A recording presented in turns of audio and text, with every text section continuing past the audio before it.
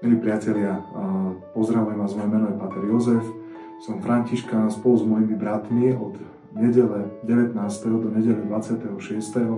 októbra 2025 prežijeme spoločne časť ľudových misií vo vašej farnosti Bratislava, Karlova Ves, kostol svätého Františka, kostol svätého Michala.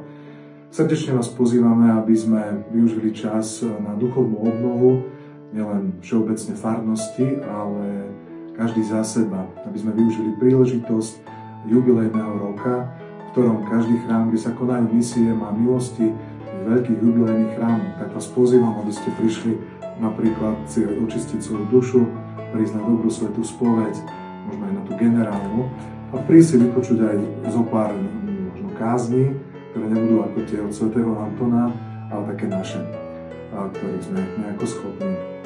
Budeme veľmi radi, keď tento týždeň prežijeme spolu, práve jednak pri modlitbe, pri rôznych stretnutiach a katechézach, ale najmä pri slávení naozaj liturgie svätých omší.